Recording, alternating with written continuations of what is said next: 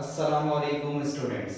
आज हम matrices topic को ही आगे कंटिन्यू कर रहे हैं। इससे पहले एक लेक्चर मैट्रिसेस के हवाले से चैनल पर मौजूद है जिसमें मैंने आपको मैट्रिसेस की बेसिक्स समझाई थी। इसके अलावा मैं मैट्रिसेस की एडिशन, सब्ट्रैक्शन और मल्टीप्लिकेशन उसमें सिखाई थी। आज हम ये क्वेश्चन कर रहे हैं जिसमें लेफ्ट साइड और राइट साइड होता है हमारे पास और इसे प्रूफ करना होता है।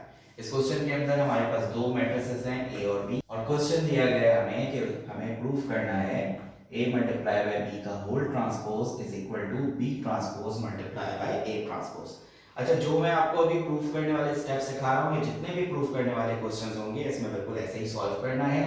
यहाँ पर आपके पास मल्टीप्लाई की जगह प्लस माइनस भी हो सकते हैं, या फिर इस तरह की भी सिचुएशन हो सकती है कि जिसमें आपने प्लस भी करना है, मल्टीप्लाई भी करना है, समथिंग लाइक दैट, कि आपके पास कुछ इस तरह से दिया हुआ है।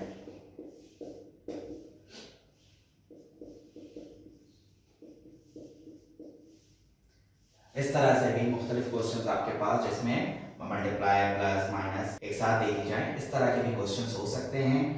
तो प्रूफ का जो तरीकाकार अभी मैं समझाऊंगा, इस तरीके को फॉलो करते हुए आप ऐसे सारे क्वेश्चंस सॉल्व कर सकते हैं। और अगर कोई प्रूफ का क्वेश्चन आपको ऐसा नजर आता है, आपकी बुक में, आपके कोर्स में कोई ऐसा क्वेश्चन होता है जो आप देखते हो और आपको समझ में नहीं आता है कि उसको कैसे अटेम्प्ट करना है, तो आप कमेंट सेक्शन में मुझसे पूछ सकते हो, मैं इंशाल्लाह ताला आपको समझा दूंगा।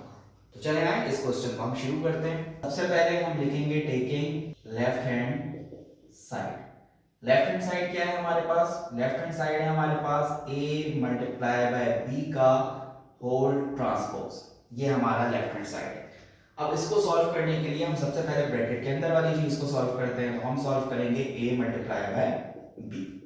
अब हम a multiply by b solve कर रहे हैं। अगर आपने मेरी पहली वीडियो नहीं देखी है और आपको मल्टीप्लाई करना नहीं आता है तो आप पहले वो वीडियो देख लें, उसमें मैंने मल्टीप्लाई सिखाया हुआ है, स्टेप बाय स्टेप उसमें आपको समझाया है।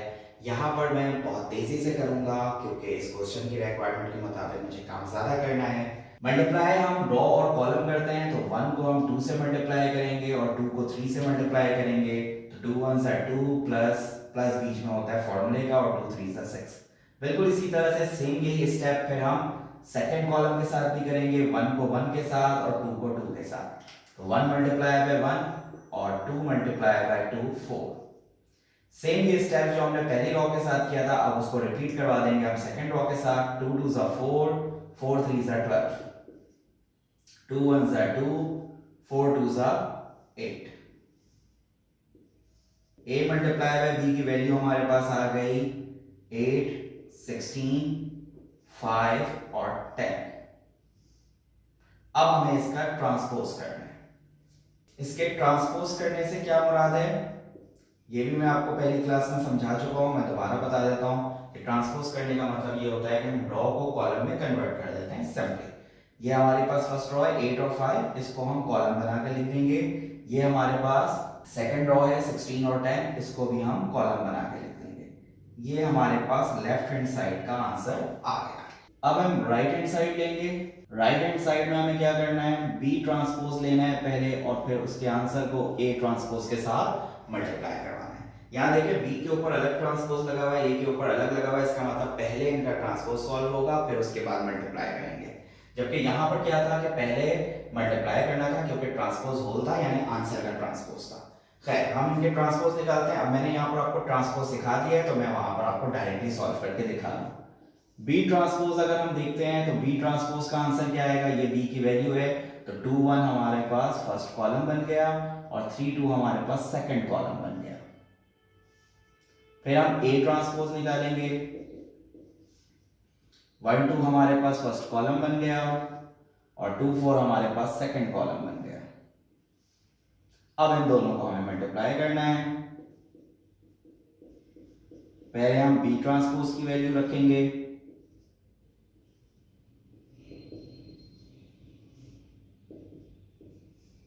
फिर उसके बाद हम ए ट्रांसपोज की वैल्यू रखेंगे। अब इनको हम मल्टीप्लाई करवा देंगे। 2 1 2, 3 2 6, 2 2 4, 3 4 12, 1 1 1, 2 2 4, 1 2 2, 2 4s are 8.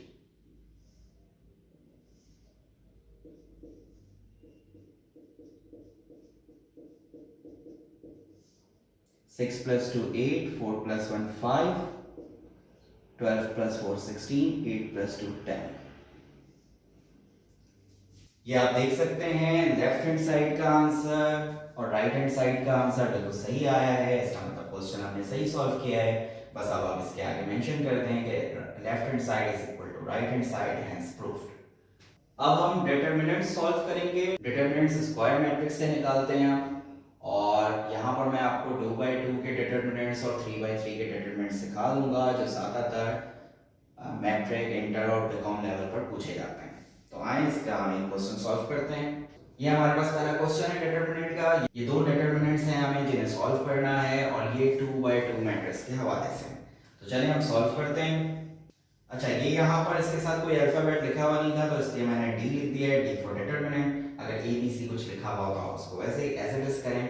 अच्छा, इसको सॉल्व करने का तरीका क्या होता है, पहले मैं आपको एक फॉर्मूला बता देता हूँ। अगर ये आपके पास एक डिटरमिनेंट है जिसकी 4 वैल्यूज हैं, उसको हम ए बी सी डी कहते हैं, तो इसका तरीकाकार ये होता है कि आप ए और डी को आपस में मल्टीप्लाई करवाते हो, फिर माइनस फॉर्मूले का होता है, और फिर बी और सी को आपस में मल्टीप्लाई करवाते हो, और फिर इनको माइनस कर लेते हो, तो डिटरमिनेंट का आंसर आ जाता है। तो हम यहाँ पर बस डायरेक्टली सॉल्व करेंगे। 7 5s 35, 3 2s 6, तो डिटरमिनेंट का आंसर आ गया हमारे पास 29। ठीक है, अब हम सेकंड क्वेश्चन सॉल्व करते हैं। 6 2s 12, 4 3s 12। 12 में से 12 माइनस करेंगे हम तो 0 बचेगा, तो हमारा यहाँ पर आंसर जो है वो 0 आ गया। अच्छा, अब ये हम देखते हैं कि 12 में से 12 माइनस हुआ तो 0 आ गया। जब डिटरमिनेंट का आंसर 0 आ जाता है तो हम इसे लिखते हैं it is a singular matrix. ये एक सिंगुलर मैट्रिक्स है।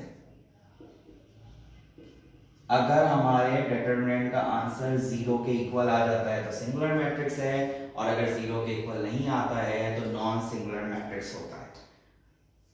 इसी तरह से अगर आपको कभी कोई मैट्रिक्स दिया जाता है और वहां पर क्वेश्चन होता है कि फाइंड करें whether it is a singular matrix और नॉन सिंगुलर मैट्रिक्स, तो इसका मतलब ये है कि वहां डिटरमिनेंट ही निकालना है, और वैल्यू अगर 0 आती है तो सिंगुलर मैट्रिक्स लिख देना है, अगर 0 नहीं आती है तो नॉन सिंगुलर मैट्रिक्स लिख देना है।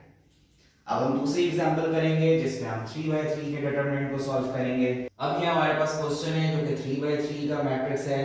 अब हम 3/3 के रूल्स को फॉलो करेंगे और वो किस तरह से सॉल्व होगा।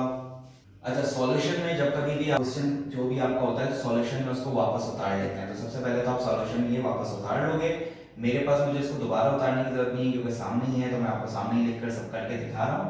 वरना आप जो एग्जाम में करोगे तो सबसे पहले ये जो डिटरमिनेंट निकालने हैं आपको, तो इस मैट्रिक्स को सबसे पहले सॉल्यूशन में लिख लोगे, उसके बाद जो स्टेप मैं बता रहा हूँ आप वो फॉलो करोगे। अच्छा, अब हमें करना क्या है, हमें सबसे पहले फर्स्ट रॉ की फर्स्ट वैल्यू को पिक करना है, यानी 3 को पिक करना है।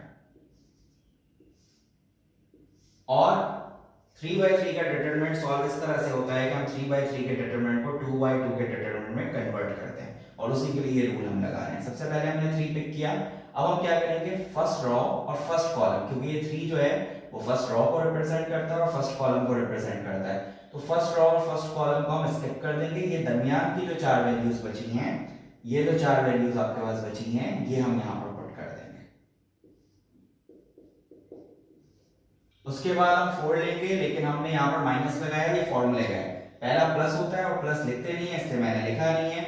फिर उसके बाद माइनस होता है और फिर उसके बाद प्लस होता है। प्लस माइनस प्लस ये फॉर्मूले का होता है, लेकिन इनके साथ अगर कोई अपनी माइनस की साइन है तो वो फिर ब्रैकेट के अंदर आ जाती है। अच्छा, अब हम क्या करेंगे, ये 4 हमने लिया है, तो 4 जो है वो पहली रो को रिप्रेजेंट करता है, क्योंकि पहली रो का एलिमेंट है, तो इसलिए फर्स्ट रो को हम स्किप कर देंगे, और सेकंड कॉलम से ये बिलोंग करता है, तो इसलिए सेकंड कॉलम को भी स्किप कर देंगे। तो अब हमारे पास क्या वैल्यू बची है, 5 6 2 और 0। अब हम थर्ड पे जाएंगे, थर्ड में फिर प्लस होगा, लेकिन यहाँ पर माइनस है, तो हम जब ब्रैकेट में 1 लिखेंगे तो उसके साथ हमने माइनस लिख दिया। अब हमने -1 लिया है जो कि फर्स्ट रो का है, तो फर्स्ट रो इसका मतलब स्किप ही करना है इसमें हमें, और अब हम थर्ड कॉलम स्किप करेंगे, तो हमारे पास जो है ये 4 वैल्यूज बच गई, 5 6 3 -1। अब हम इसको बिल्कुल वैसे ही सॉल्व कर लेते हैं जैसे डिटरमिनेंट का अभी मैंने आपको सॉल्व करके बताया था। 3 को 0 से मल्टीप्लाई करेंगे 0, 2 को -1 से मल्टीप्लाई करेंगे तो -2 आ जाएगा, और बीच में मैंने आपको कहा था कि माइनस होता है। तो चले मैं यहाँ पर आपको एक एक्स्ट्रा स्टेप करके दिखा देता हूँ। 2 1 -2 और बीच में ये माइनस हमारे फॉर्मूले का है। फिर -4 आ गया, 5 को 0 से मल्टीप्लाई करेंगे तो 0 हो गया, और 6 2 12। अब मैंने यहां पर क्योंकि मिड ब्रैकेट्स यूज की थी आपको समझाने के लिए, तो आगे भी मिड ब्रैकेट्स यूज कर रहा हूं। Plus minus minus, 5 1 -5, 6 3 18। Minus minus plus हो गया, और 0 + 2 2 आ गया। 0 में से 12 माइनस किया, -12 आ गया। -5 और -18 -23। 3 2 6 हो गया, minus minus plus, 12 4 48, minus minus plus, 23 1 23। बस अब हम फाइनल आंसर ले लेंगे इसका फाइनल आंसर आ गया 77। तो आज की क्लास में हमने मैट्रिसेस में लेफ्ट साइड राइट साइड वाले जो प्रूफ के क्वेश्चंस होते हैं वो सीख लिए, और डिटरमिनेंट सीख लिए 2x2 वाले और 3x3 वाले। मैं उम्मीद करता हूँ ये टॉपिक आपको समझ आ गया होगा। अगर कोई भी क्वेश्चन है तो आप कमेंट सेक्शन में लिख सकते हैं। आपसे गुजारिश है कि मेरी वीडियोस को लाइक करें और इसे दूसरों के साथ शेयर करें, ताकि मेरी मेहनत भी रायगा ना जाए और ज़्यादा से ज़्यादा स्टूडेंट्स इन फ्री क्लासेस से फ़ायदा उठा सकें। बहुत शुक्रिया, अल्लाह हाफ़िज़।